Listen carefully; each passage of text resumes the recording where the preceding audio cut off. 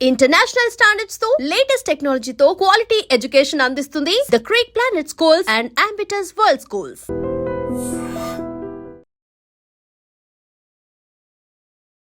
ఒక సినిమాలో ఈ క్యారెక్టర్కి ఈ తగ్గట్టుగా డ్రెస్ ఇవన్నీ వేసుకున్న తర్వాత ఈ మధ్యకాలంలో ప్రమోషన్స్ కోసమో మిగతా దానికోసమో అదే కంటిన్యూ చేయడానికి ఆ డ్రెస్సులు వేసుకొస్తున్నారు, లేకుంటే వాళ్ళకి తగ్గ డ్రెస్సులు వేసుకొని వస్తున్నారు. కొంచెం గ్లామరస్ ఫీల్డ్లో ఉన్నారు కాబట్టి అలా కనిపించడానికే ఎక్కువ ఫోకస్ అనేది పెడుతున్నారు. అందువల్లేనా ఇప్పుడు శివాజీ చేసినటువంటి కామెంట్స్ని మీరు ఎట్లా చూస్తున్నారు? అంటే శివాజీ గారు ఓకే, ఆడపిల్లని బాగానే పోల్చారండి, ప్రకృతితో సమానం అమ్మ అది ఇది అనేది. కానీ శివాజీ గారు ఇప్పటి నుంచి కదండి, నేను ఎప్పటి నుంచో ఇప్పుడు ఇది ఏదైతే ఖండిస్తున్నానో దీని గురించి చాలా ఇంట్రెస్ట్లో నేను మాట్లాడడం జరిగింది. శివాజీ గారు అక్కడ చెప్పింది ఏంటంటే, హీరోయిన్లందరికీ చెప్తున్నాను అమ్మ, దయచేసి ఆ సామాన్ని లోపల పెట్టుకొని తిరగండి, బయటికి వెళ్తే సిగ్గేస్తుంది, మీ ఎదురుగా మాట్లాడరు కానీ వెనక నుంచి ఇచ్చి ఇదా అని అంటున్నారు తల్లి. అంటే హీరోయిన్లు సినిమా ఇండస్ట్రీని బేస్ చేసే అమ్మ ఆడపిల్లలు ఇలా ఉంటే బాగుంటుంది అనేది డిఫరెంట్. కానీ ఆయన సినిమా హీరోయిన్లందరికీ చెప్తున్నాను, మీరు ఇలా సామాన్లు లోపల వేసుకొని తిరగండి, బయటను వేసేసుకోకండి అనేది ఆయన చెప్పాడు. సినిమా వాళ్ళ మీద మీరేమైనా అనుకోండి కానీ అంత మంచి అభిప్రాయం లేదు ఎవరికి, ప్రజలకి. ఓకే, ఎందుకు లేదు అనేది నాకు కూడా అర్థం కాదు.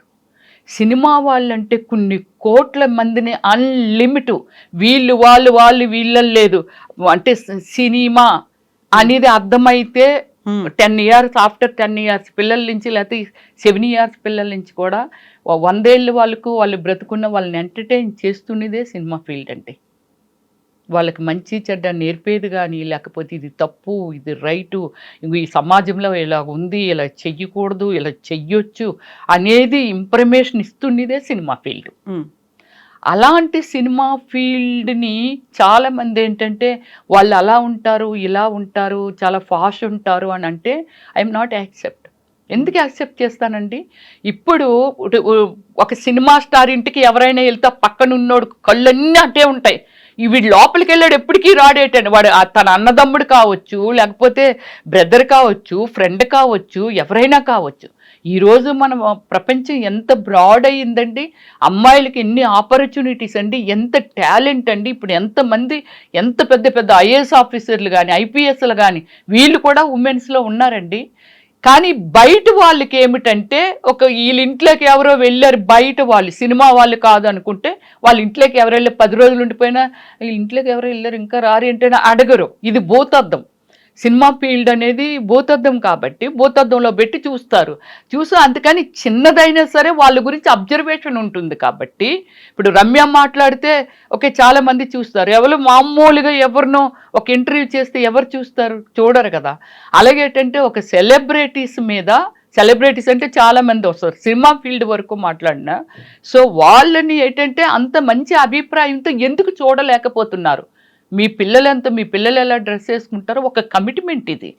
ఒక డైరెక్టర్ ఒక కథని చెప్పాలి అని అంటే, సో మీ అమ్మగారు ఇలాంటి చీర కడతారు, రమ్య గారు మీరు కొంచెం గ్లామరస్గా ఉండాలి, పక్క నుంచి హీరో వస్తాడు లేకపోతే ఈ కమెడియన్ వస్తాడు, మిమ్మల్ని చూసి ఇంప్రెస్ అవ్వాలి. ఒక పెళ్లి కూతురిని ఎందుకండి, పెళ్ళి అనగానే నిత్యం వేరే విధంగా ఉంటారు, కానీ పెళ్ళి అనగానే అమ్మాయిని ఇలా పువ్వులు పెట్టో చీరగట్టో లేకపోతే వాడు బాగా మోడర్న్ పెళ్లి కొడుకు అనుకుంటే ఈ అమ్మాయికి ఒక మంచి మోడర్న్ డ్రెస్ వేసో ఏదేసో ఒక స్పెషల్గా అయితే కూర్చోబెడతారు కదా. Like movie also same like కదా, అది కూడా అంతే కదా. ఒక డెకరేటెడ్ ఉండాలన్నమాట, నలుగురు ఆకర్షించాలి, నలుగురు చూడాలి అని అంటే కథ మాత్రమే మంచి చెడు చెప్పేదండి.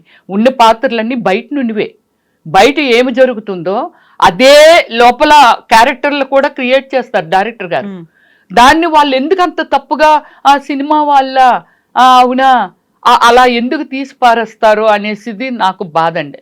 కానీ ఇంకా శివాజీ గారు డిగ్రేడ్ చేసే సినిమా వాళ్ళని, సినిమా హీరోయిన్లందరికీ ఇలా చెప్తున్నాను అనేది రాంగ్. నువ్వు వర్ణించావా, ప్రకృతి ఇస్ గుడ్, మంచి చెప్పాలనుకున్నారా గుడ్, కానీ ఆ విమర్శించడం అనేది చాలా తప్పు.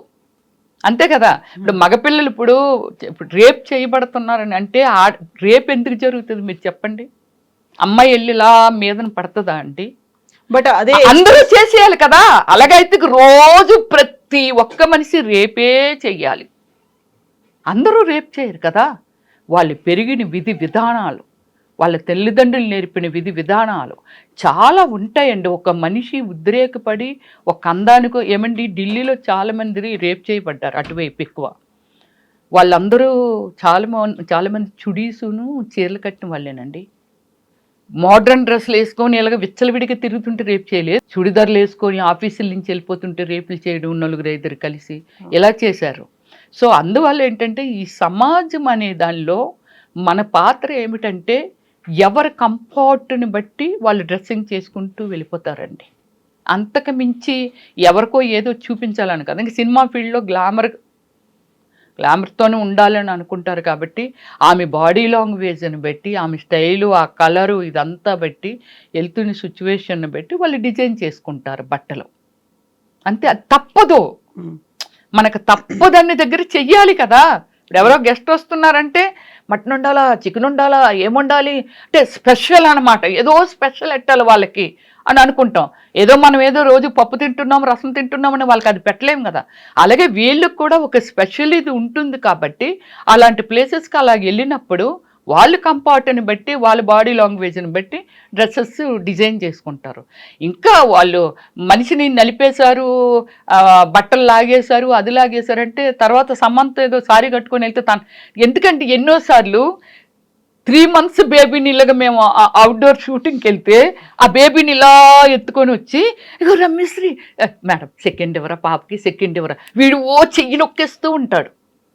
మన కోపం వచ్చి ఆ పాపకి నేనెవరో అసలు తెలుసా అని అన్నాం అనుకోండి, వాడు ఆ ఎదురుగా ఇంకా చూడనందుకు చాలామంది ఉంటారు. అక్కడికి వెళ్ళంటాడు, దానికి ఎంత పొగరో తెలుసా, అహంకారం ఎంత అహంకారమో తెలుసు. అది చిన్నపిల్ల చెయ్యమన్నా ఇవ్వలేదు. అది మనం వింటుంటాం మన చెవులతో.